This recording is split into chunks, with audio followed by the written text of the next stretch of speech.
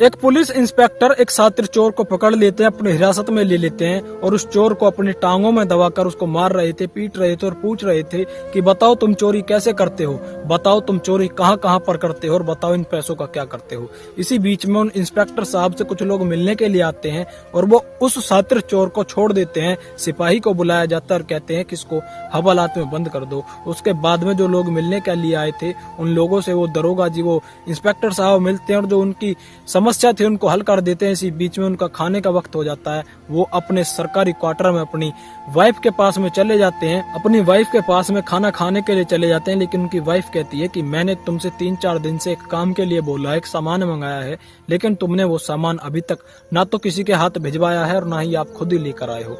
इसी बीच में वो कहते हैं कि तुमने भली चिंता करी, मैं भी जाता हूँ और अभी सामान लाता हूँ, या तो किसी से मंगवा लूंगा या मैं खुद लेकर आता हूँ। और जैसे ही वो अपना पर्स ढूंढते हैं तो उनका पर्स उनकी जेब में नहीं था। उनकी भी उस शातिर चोर ने जेब काट ली थी, चोरी कर ली थी। और इंस्पेक्टर साहब गुस्से में आग बबूला होते हुए उस चोर के पास में जाते हैं और कहते हैं कि तुमको शर्म नहीं आती, तुमने पुलिस वाले आने की मेरी ही जेब काट ली, मेरे ही साथ चोरी कर ली। तो वो कहता है कि साहब आप ही तो पूछ रहे थे कि बताओ तुम जेब कैसे काटते हो, बताओ तुम चोरी कैसे करते हो। ये बात करीब करीब आज से 35 या 40 साल पुरानी है, लेकिन आज फिर यानी कि 2025 में उस जिला वो शहर वाकई में दोबारा से चर्चा पे आने लगा। और जैसे वो चर्चा में आने लगा तो वो खबर दोबारा से चर्चित होने लगी, सोशल मीडिया पर वायरल होने लगी। वो जो शातिर चोर होता है उसकी उम्र करीब करीब उस टाइम पर 30 साल होती है और 2025 में उसकी उम्र करीब करीब 70 साल होती है। उसका अचानक से कत्ल हो जाता है। इस वीडियो में जानने की कोशिश करेंगे आखिरकार किसने किया, क्यों किया, कब किया, कहाँ किया और कैसे किया। राम राम, नमस्कार, सत श्री अकाल, जय हिंद दोस्तों। मेरा नाम है जीत सैन और ये सच्ची घटना उत्तर प्रदेश के जिला अमरोहा की। वो शातिर चोर जिसकी उम्र करीब करीब 70 साल थी, वो जिस गली में रहता था, जिस मोहल्ले में रहता था, वहाँ के लोग परेशान थे क्योंकि उनको बहुत ज्यादा दुर्गंध आ रही थी, बदबू आ रही थी, स्मेल आ रही थी, गंदी स्मेल आ रही थी। परेशान थे, पुलिस के पास में फोन करते हैं, कहते हैं कि यहाँ पर इतनी गंदगी रहती है साहब, यहाँ पर इतनी गंदगी रहती है, इतनी स्मेल आ रही है कि सांस भी लेना दुश्वार हो रहा है। लेकिन जैसे जैसे 1 दिन होता है, 2 दिन होता है, 3 दिन होता है तो वो स्मेल जो बड़ी, उसकी मात्रा जो बढ़ती रहती है। उसके बाद में फिर एक दिन पुलिस आती है और पुलिस अपनी छानबीन करती है और जिधर से ज्यादा दुर्गंध आ रही थी वो उधर जाते हैं और जाने के बाद एक घर के आगे रुक जाते हैं। उस घर का ताला लगा हुआ था। पुलिस वाले ताले को तोड़ते हैं, उस घर के अंदर जाते हैं। घर के अंदर कुछ नहीं दिखता। घर के अंदर एक कमरे में जाते हैं।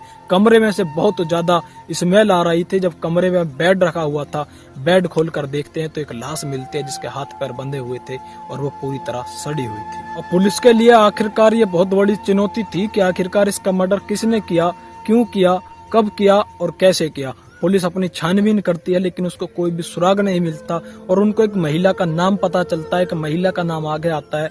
दरअसल वो महिला उसकी पत्नी होती है और उसके 2 बच्चे होते हैं, लेकिन उससे वो तलाक ले लेता है। फिर एक दूसरी महिला का नाम पुलिस के सामने आता है और पता चलता है कि ये महिला इसकी दूसरी पत्नी है जिसके 7 बच्चे थे, 5 लड़के थे और 2 लड़कियां थी, लेकिन उससे भी ये तलाक ले लेता है। और वो आस पड़ोस के लोगों को बताया करता था कि मैं अपनी पत्नी से इसलिए तलाक ले रहा हूँ क्योंकि मेरी पत्नी मुझको मार सकती है, मैं अपना घर बेच रहा हूँ और मेरी पत्नी की नजर जो है वो मेरे मकान के पैसों पर, यानी कि 16 लाख रुपए वो अपना मकान बेचता है। मेरी पत्नी की नजर मेरे पैसों पर है, इसीलिए वो अपनी पत्नी से तलाक ले लेता है और वो अकेला उस घर में रह रहा था। जब पुलिस को ये बात पता चलती है तो पुलिस उस पत्नी के पास में जाती है जो कि दूसरी पत्नी होती है, लेकिन वहां से पुलिस को कोई भी सुराग नहीं मिलता। उसके बाद में पुलिस छानबीन करती है, इलाके के जितने भी सीसीटीवी कैमरे होते हैं उनको खंगालती है। इसी बीच में उनको एक शख्स, एक लड़का और एक लड़की जो कि पति और पत्नी होते हैं, उनको उसके घर से बाहर से निकलते हुए, उस गली से निकलते हुए नजर आते हैं। पूछते हैं कि ये लोग कौन हैं, तो अड़ोस पड़ोस के लोग बताते हैं कि ये लोग कभी कभी यहाँ आया करते थे।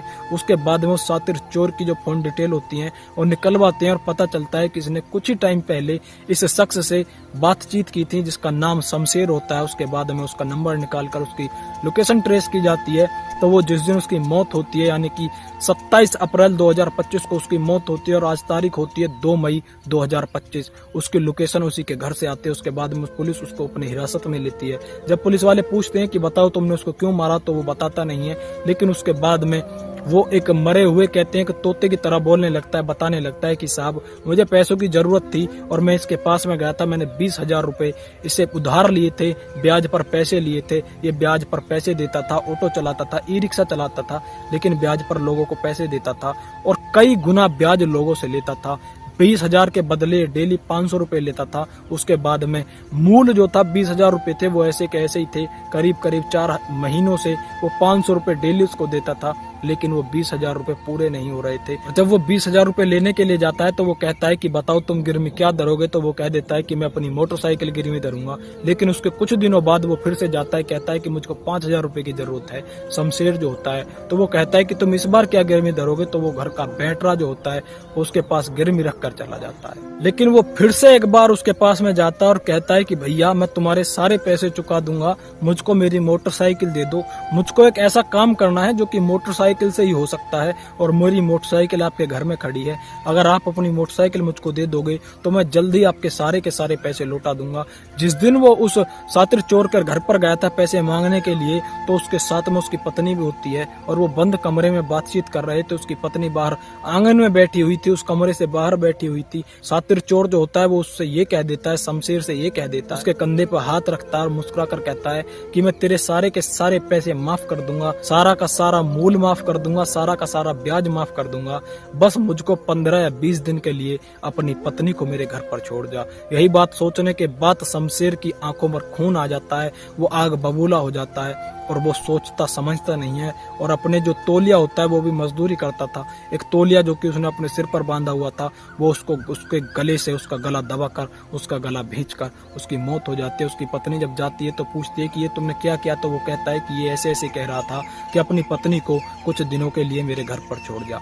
उसके बाद में उसकी पत्नी और वो पलायन करते हैं, उसके हाथ पैर बांधकर उसी के घर के कमरे में, उसी के बेड में उसको बंद कर बाहर से ताला लगाकर फरार हो जाते हैं। अपनी मोटरसाइकिल और बैटरा अपने घर पर ले जाते हैं। लेकिन कहते हैं कि चोर कितना ही शातिर हो, वो कोई ना कोई सबूत जरूर छोड़ देता है। एक कैमरे में वो दोनों के दोनों नजर आ जाती है। तो इस वीडियो का उद्देश्य किसी को डराना धमकाना बिल्कुल भी नहीं है, बल्कि आपको जागरूक करना, आपको सचेत करना है। और आप सभी का मन, आप सभी की राय इस वीडियो पर क्या कहती है कमेंट सेक्शन में जरूर बता देना। तो इस वीडियो को ज्यादा से ज्यादा मात्रा में शेयर कर दें। जय हिंद, जय भारत।